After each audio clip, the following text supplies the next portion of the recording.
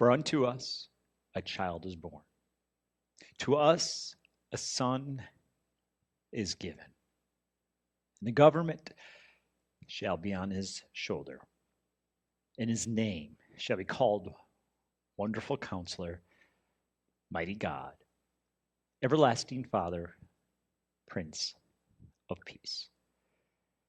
This week we begin a series on Isaiah 9:6, where we read of the coming King. We will look at the three names that Isaiah gives this child that was to be born. We'll find that this child is much more than a physical gift or a earthly king. But the verse does begin by saying something rather fascinating, that the government shall be upon his shoulder. And so we're going to begin this study by looking at what does the Bible mean when it says that he is a king and that the government will be on his shoulder. And then in the following 3 weeks, we will look at the names that Isaiah gives this king. And so today, I want to begin by looking at what does the Bible say about government? How should we as followers of Jesus respond to the earthly government that is over us? And is God really, truly the king over the ruling government of our day? Whether it's a king or a president or a prime minister or whatever you may call your ruling authority, is that where God is really concerned about as far as government is concerned? And so I want to begin reading from the book of Romans, chapter 13, and see what Paul says in regards to government. And he's very clear about how we are to look at the government and how we are to deal with it in our day. And so Paul says in Romans 13, verses 1 through 7, "Let everyone submit to the governing authorities, since there is no authority except from God. And the authorities that exist are instituted by God. So then, the one who resists the authority is opposing God's command, and those who oppose it will bring judgment upon themselves. For rulers are not a terror for good conduct, but to bad. Do you want to be unafraid of authority? Do what is good, and you will have its approval. For it is God's servant for your good. But if you do wrong, be afraid, because it does not carry the sword for no reason. For it is God's servant, an avenger, that brings wrath on the ones who does wrong.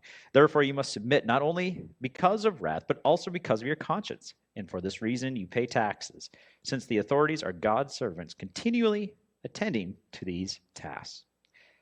Pay your obligations to everyone. Taxes to those who owe taxes, tolls to those who owe tolls, respect to those who respect, and honor to those who are to be honored." And so, as we read in here, it's very clear that God institutes government. It doesn't mean that he supports the government's values, morality, or even a political party stance. He just simply allows it to exist. He allows it to be in place, even if he doesn't necessarily agree with it. It is there for a purpose, whether they use it for good or use it for evil, right? The government is there as his placement.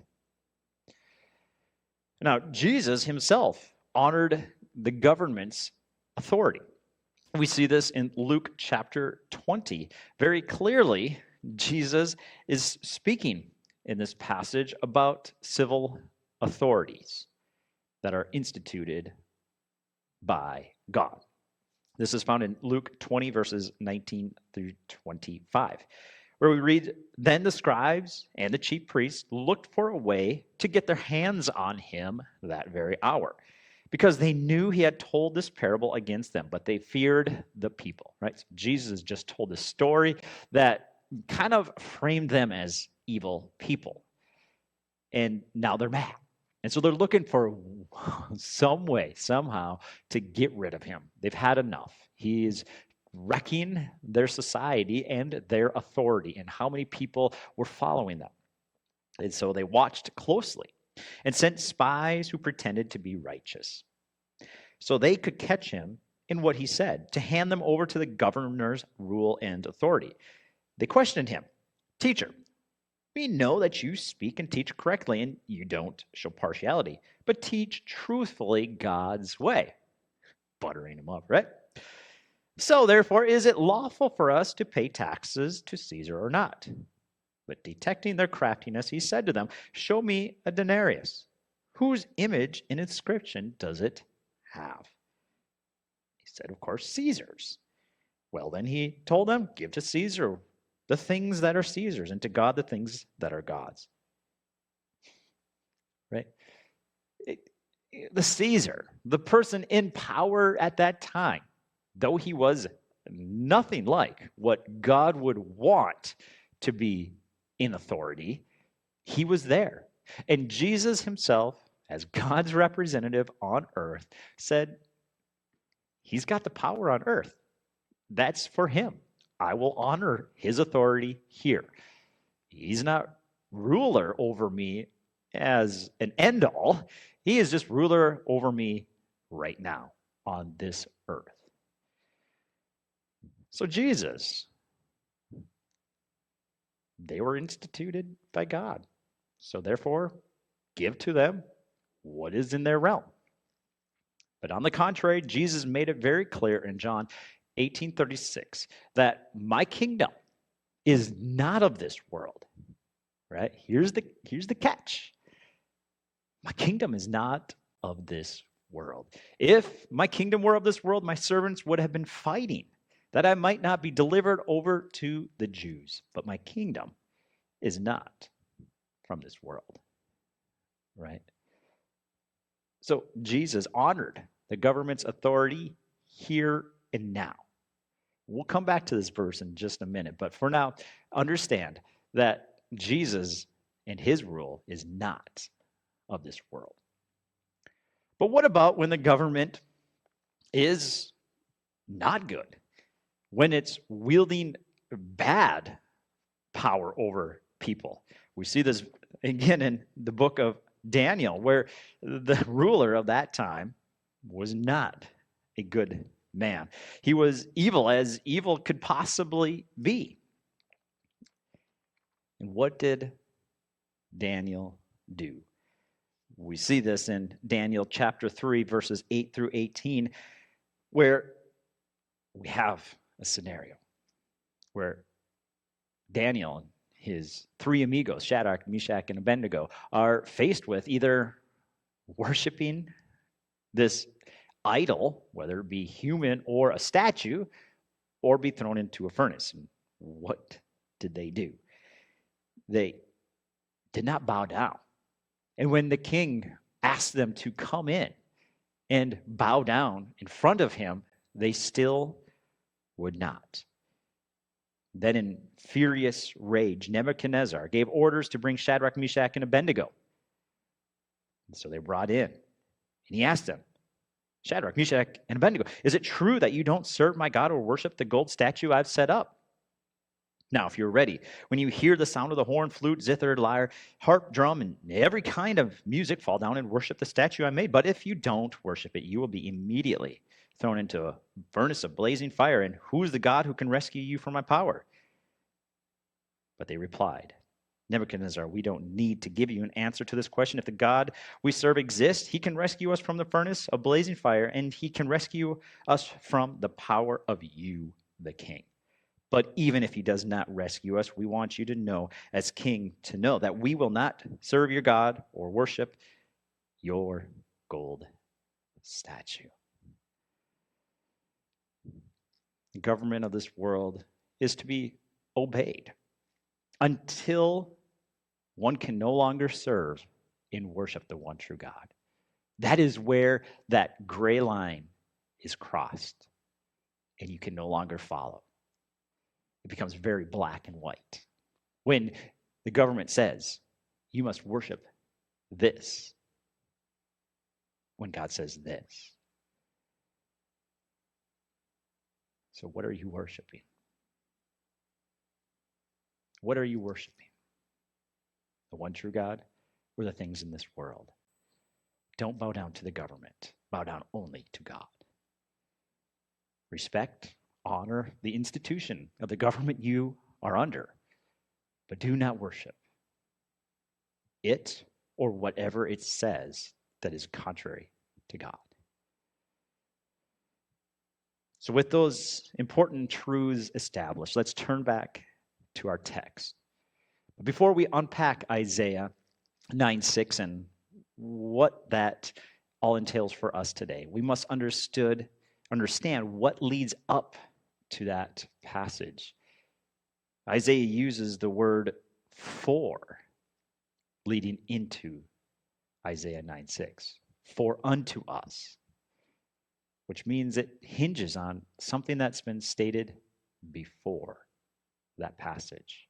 And so I want to begin looking into Isaiah chapter 9 by looking at the verses leading up to it, verses 2 through 5, where Isaiah says, the people walking in the darkness have seen a great light. Who are these people of the darkness? Well, anybody who was not an Israelite, right? Only the Israelites were the true followers of Yahweh, so they were the ones in the light. But now, people walking in the darkness have seen the same light. A light has dawned on those living in the land of darkness. You have enlarged the nation, increased its joy. The people have rejoiced before you as they rejoice at harvest time, and as they rejoice when dividing spoils. For you have shattered the oppressive yoke and the rod on their shoulders, the staff of their oppressor, just as you did on the day of Midian. For every trampling boot of battle and the bloodiest garment of war will be burned as fuel for fire. And then the infamous, where a child is born. You see, up until this point, like I said, only Israel could experience God's salvation. Only Israel could have that relationship with God. But now, however, as Isaiah 42, verse 6 so beautifully put it, I am the Lord. I have called you in righteousness, and I will take you by the hand and keep you. I will give you as a covenant for the people, a light for the nations. He's predicting what Jesus would do for those who had never experienced the God of Israel. He's making a bold statement. Only God could do this. Nobody else could. Nobody could give access or salvation to a people but God. He was establishing what we call the new covenant. So, child is born, a light for the nations, salvation that would reach to the ends of the earth. Isaiah begins by making it clear that a child was of human nature. Very important prediction, right? Because if God was just going to come down as himself, he wouldn't know the limits of what it means to be one of us. He had to experience what we experience, the pain, the stress, the limitations of a human body and mind. As Hebrews 4:15 put it, the importance of this being human is that we don't have a high priest, a person who is above us telling us what to do for God, who is unable to sympathize with our weaknesses, but one who in every respect has been tempted as we are, yet without sin. Jesus came, he experienced every single limitation we experience, all the temptations, all the limitations, all the sicknesses he experienced. And he gave us the access. He understood, but without sin. He experienced all without sin. And as a result, we are now sons of God. C.S. Lewis brilliantly stated, the Son of God became a man to enable men to become sons of God. See, the baby came and created a new covenant. However, his rule wasn't of this world, as we just stated. Let's go back to John 18 and discover what this government on his shoulders really means, right? We've understood that his rule isn't of this world, but yet he came to this world to free the people. He came as Emmanuel, God with us, the ruler, the Messiah, the King. So when this government is on his shoulders, what are we talking about? This is so confusing, right? Well, as I said, John 18, I believe, makes it clear. In verse 33, we read, then Pilate went back into the headquarters, summoned Jesus, and said to him, are you the king of the Jews? Right? Again, we're coming back to this. They think that he was going to be a ruler on this earth. That's what the Messiah to them meant. He was going to come, he was going to make his kingdom here and get rid of Caesar, get rid of the Roman rule and all the evils that came with it. They thought that Messiah was going to come and establish heaven on earth for all of eternity. They thought it was going to happen right now. And so when Pilate came and asked him this, that's what everybody anticipated, even the Gentiles. But they were so confused and so wrong. And Jesus answered, are you asking on your own, or have others told you about me? I am not a Jew. Pilate replied, your own nation and chief priests handed you over to me. What have you done? Jesus said, my kingdom is not of this world. If my kingdom were of this world, my servants would fight so that I wouldn't be handed over to the Jews. But as it is, my kingdom is not from here. You are a king then? Pilate asked. You say that I'm a king, Jesus replied. I was born for this, and I've come into the world for this, to testify to the truth. Everyone who is of the truth listens to my voice. And Pilate said, what is truth?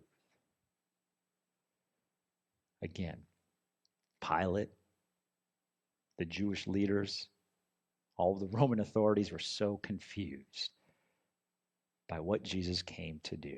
And Jesus said so clearly, this is not my kingdom. This world that I created, it's not what I'm ruler over. It would be nice. I know that's what you guys want. And honestly, let's be real. If we're honest today, wouldn't we love to have a political party rise up to power and be perfect? Absolutely.